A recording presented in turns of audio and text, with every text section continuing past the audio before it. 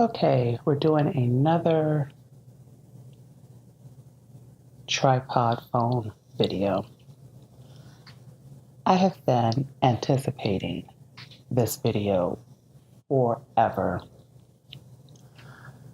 because I really want to get rid of these comics, and I've been trying to figure out how I can give these things a proper send-off. And I figure since I'm in the process of getting myself together and condensing things and getting rid of things I don't want, this was a good time to record a video so that I can finally get rid of these.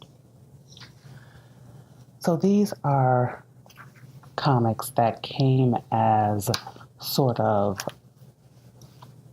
suggestions, and not necessarily suggestions by YouTubers, but these kind of came as, in one case, a suggestion from my local comic book shop at the time. This one was.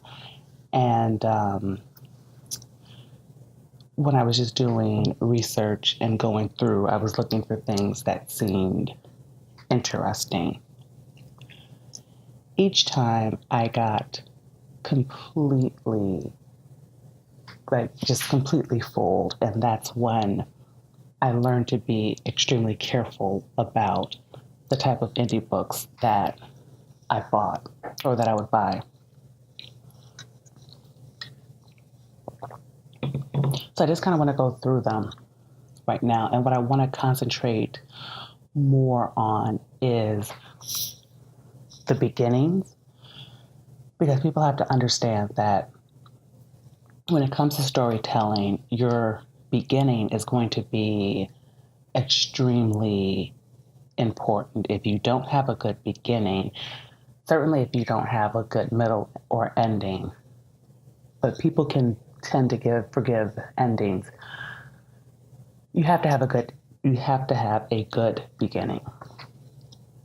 That's just, writing 101. If you don't hit it out of the park in your beginning, there's going to be nothing that's going to draw your reader to want to read more. And so I bought Lumberjanes Gotham Academy. Now, I don't remember if at the time I had started reading Gotham Academy, but I had looked a little bit into Lumberjanes. And so at the time, I'd bought the first issue and the second issue, and I bought that right out of the gate. And then I bought, I guess these were 2 Lumberjane specials.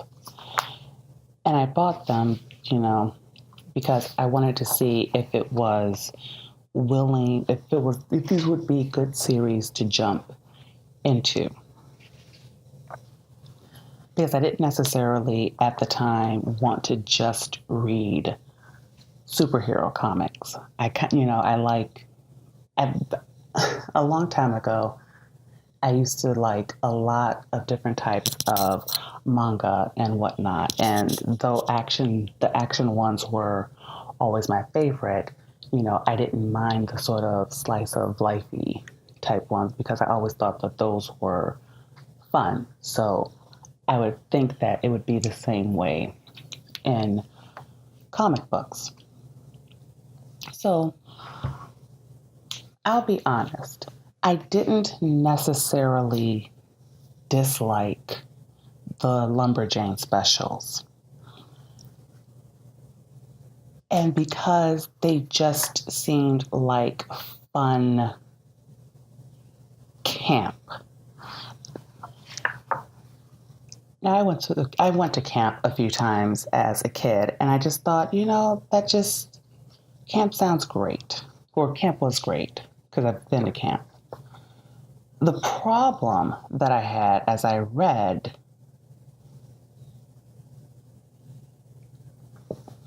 is this.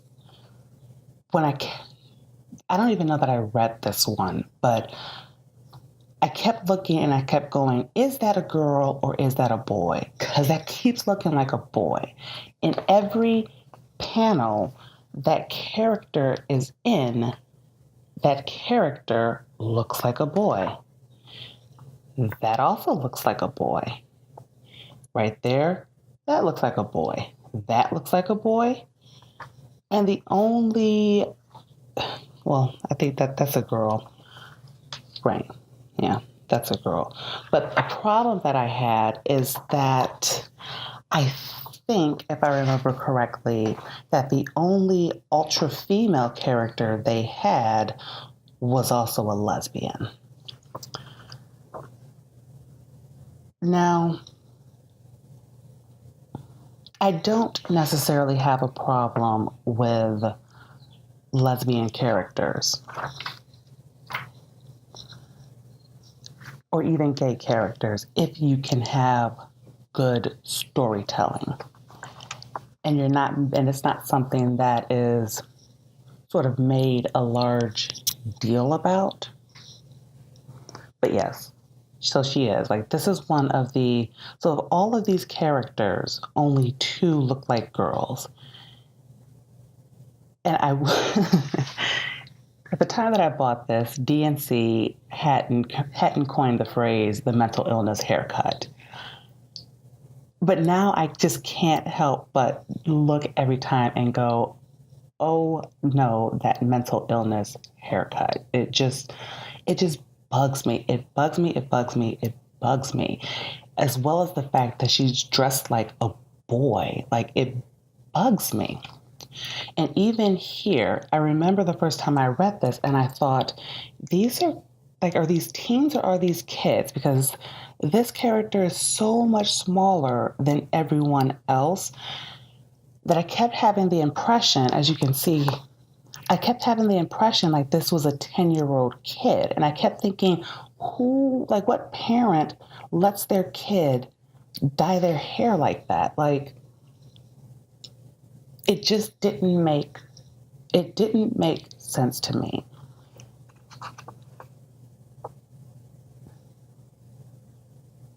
But we're talking about a beginning. So here you have the beginning, and it's actually a nice establishing shot. So they're in the forest, and it's funny because you're looking at everyone's faces. Everyone's looking like they're having a good time. The black chick is really having a good time. So it's not a bad thing when she says, what a lovely day for an edible plant identification hike. Okay, that is a problem. Because she's a teenager, supposedly, in this. From the impression that I got when I read this, and from what they kept saying, she is not an adult. She is supposed to be the same exact age as the rest of them. So there's no way she'd be saying an edible plant identification hike.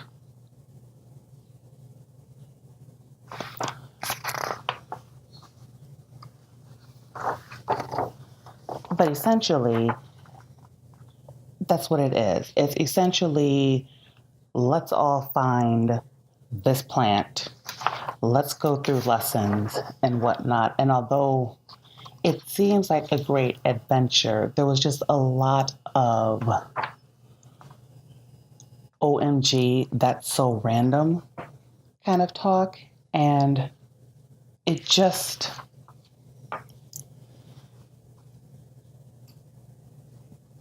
for me, I realized it definitely was not for me. But it wasn't bad because I could tell it was one of the more well-made series.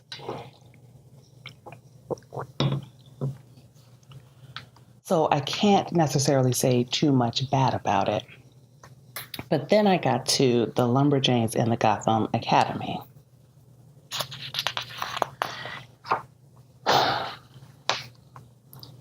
And so here you have, you have a chick walking through the woods. She finds a house. Okay. There's boxes dropped off. there's no conversation, but there is a narration box. Outside of Ms. Quinzella Fisquin, Hennequil Thistle Crumpet's camp for hardcore lady types. You lost me there.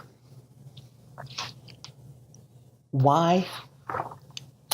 Because it's that OMG so random stupidity that has become popular.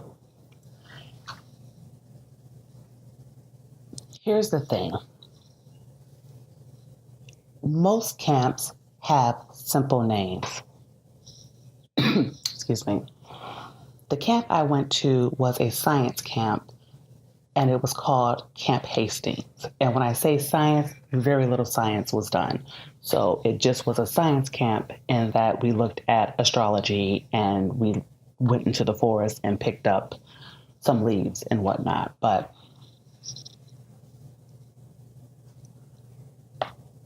that was it. This, when you're talking about a camp for hardcore lady types, and as we've already established, you can't tell who the heck is a lady on this, well, now we have a problem. And my problem with these was the dialogues were so bad.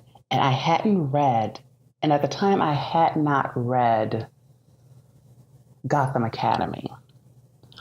So the idea of coming here with the camp and then immediately going here and them treating it like you're already supposed to know. Now, one of the things Zach has talked about, and he has talked about this numerous times, is the idea that every comic is potentially someone's first comic. And this is a number 1 of 6. And I know it's a crossover, but it's sort of like assume that not everybody is aware of the 2 series that you're talking about. That's just basic storytelling. So even if it's just a matter of, just a little bit of context building, if they just did a little context building, because the mystery itself is actually pretty interesting. If you can get through the multitude of just terrible, terrible, terrible dialogue, absolutely too much dialogue, and it's all terrible dialogue, and they're all just sitting around, and it's like plotting and planning and plotting and planning and plotting and planning and just, like woohoo, so random. Let's get on zany hijinks.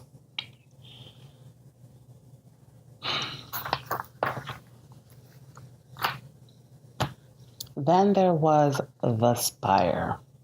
And this was another case where I bought issues 1 and 2 because if I liked it, the intention was to have the second one so I didn't have to necessarily wait. The storytelling problems of this one is particularly unique. Oh, did I buy 3 Lumberjanes? I did buy 3 Lumberjanes. Right. This storyline I didn't necessarily mind because it was them,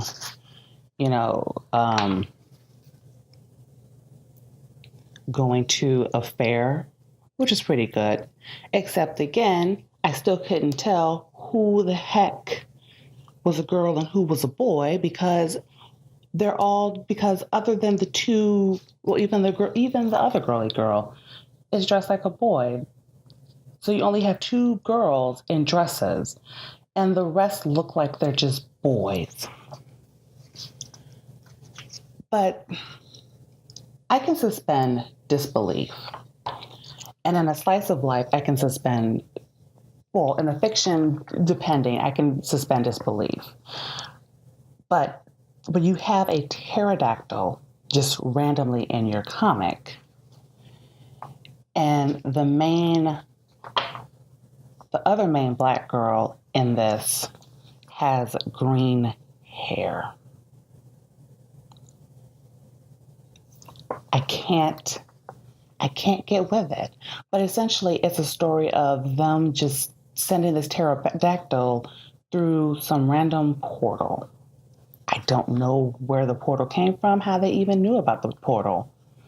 But again, you get the whole tons of text and tons of dialogue, and most of it is garbage, and most of it is, kind of that hipstery talk, which is not necessarily amusing. Spire is a completely different problem. So we open up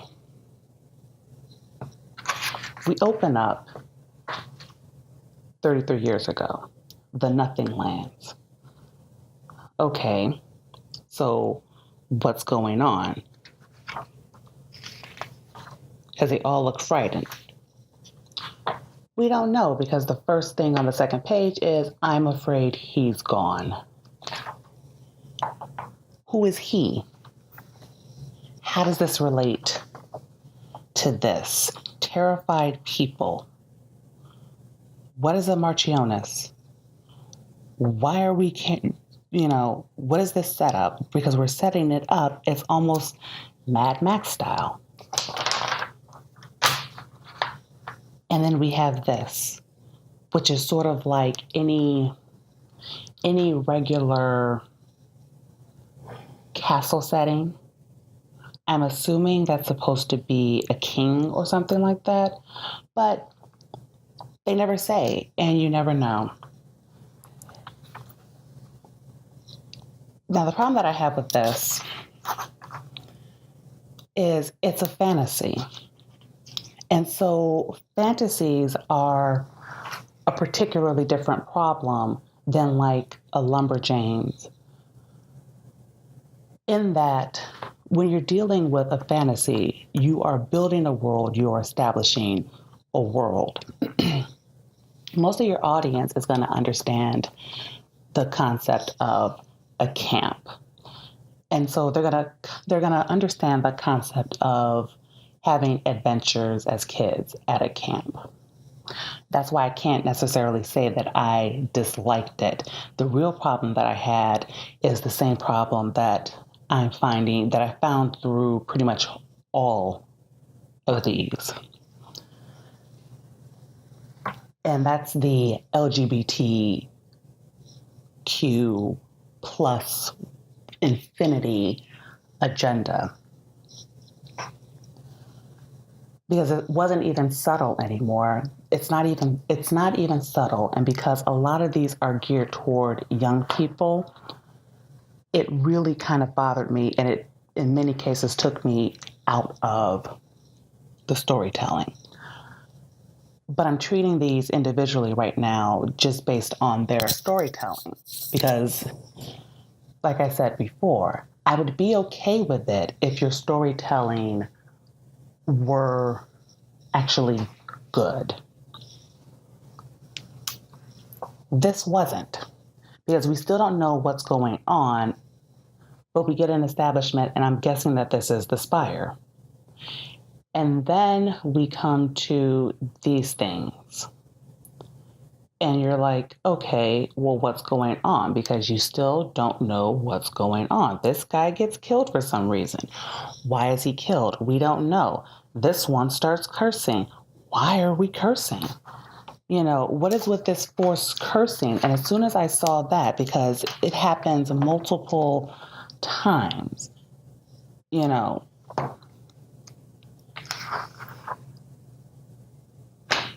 happens.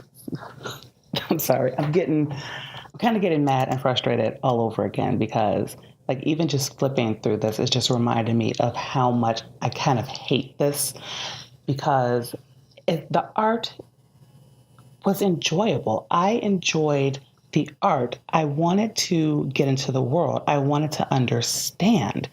But when you're just having a lot of text and a lot of dialogue and a lot of just meaningless stuff, and we're supposed to be setting up a mystery, I suppose. But what is the mystery? We don't know. All I know is that lesbian sex happened. That's all I know. You know, it's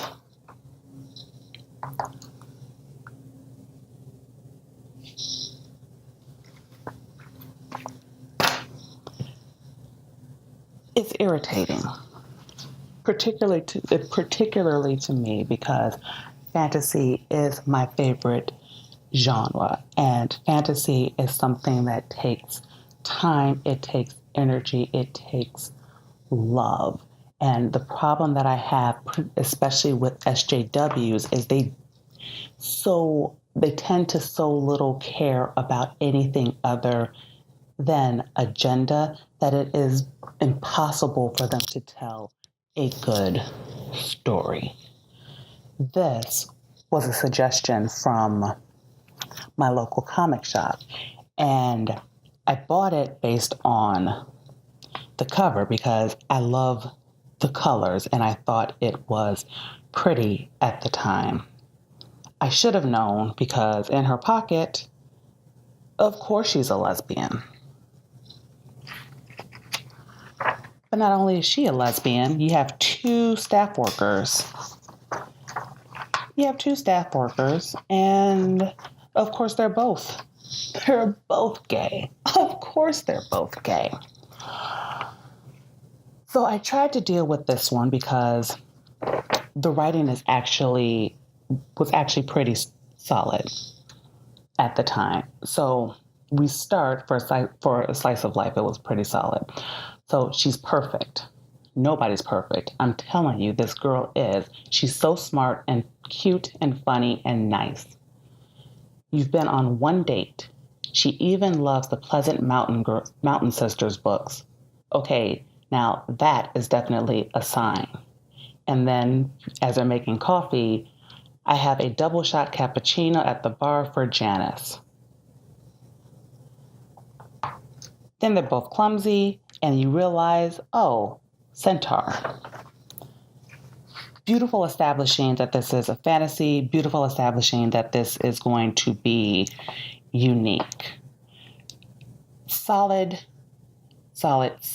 opening, because it's a busy cafe, and even the next page is a busy cafe, and you're like, wow, okay, this is interesting.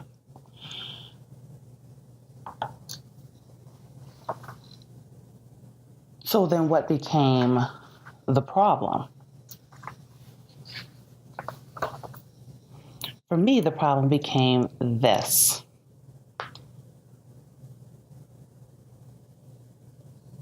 What is this, and why is this even in a comic book?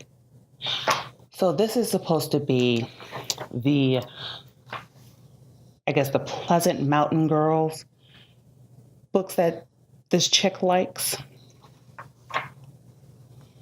And so we're supposed to be reading it with her. The problem is, if it were any good, I'd be all for it. But it's terrible. The art is terrible.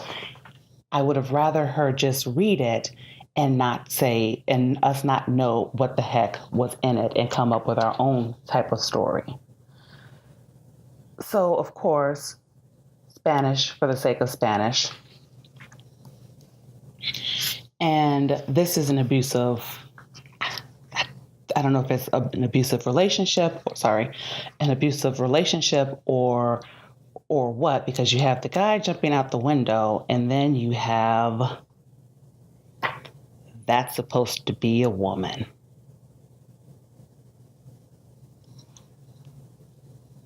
That's supposed to be a woman.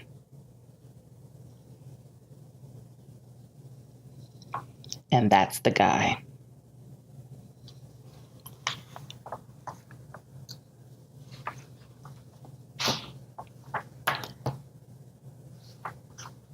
And that it was the first page hooked me because I just, even flipping back through this, I have to just re-explain this. And I'm sorry that right now my camera action is so terrible, but it's, first page hooked me. Second page hooked me. Third page hooked me.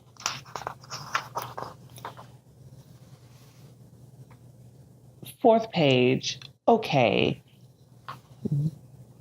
Then you lost me by the fifth page. You really lost me by the sixth and seventh page. And even as I tried to go through it, I think that's a really nice touch of that being a Medusa. But I don't know why the Medusa couldn't be feminine, why Medusa had to be fat and masculine. Okay.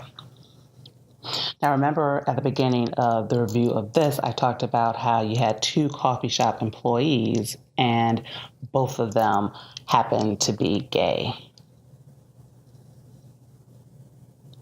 I wasn't sure at first because of that.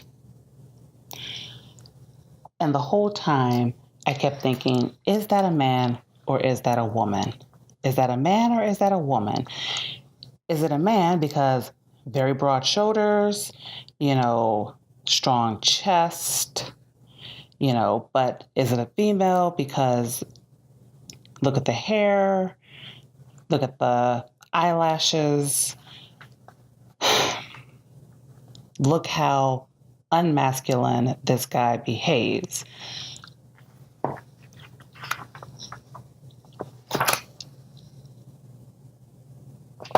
And I couldn't do it. I don't even think I finished reading it because it just was, it had broken me. And by that time, because I probably bought all of these within a very short period of time. Not this one. This one I wanted to try because it's a fantasy and it's not even worth me talking about because it's just garbage. It's just garbage. It's just garbage. And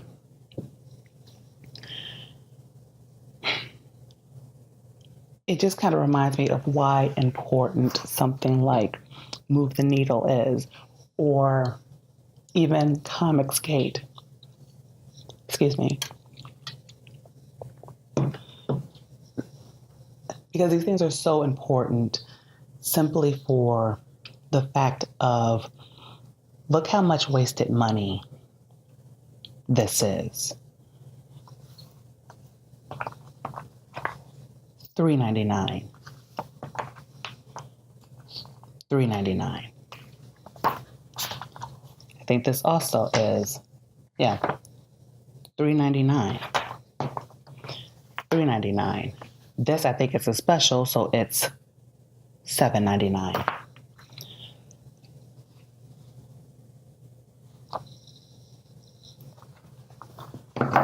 How many customers have wasted their money on garbage thinking that they were going to get a good story? That should be concerning for everyone who is a creator, because this is time wasted, and it's not just time wasted, it's money wasted. And when we don't start thinking about customers and the money that they waste, what ends up happening is that those customers tend to go away.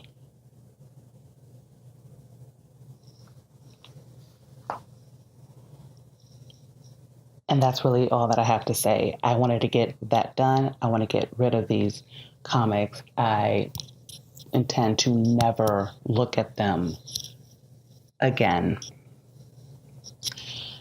But I also just wanted to leave, especially any creators, with the understanding of how important storytelling is. So I will see you guys another time. If you like the video, of course, like and subscribe. notifications, all that stuff, especially as this is a channel that I'm trying to not only start, but grow. And I will see you in the next video.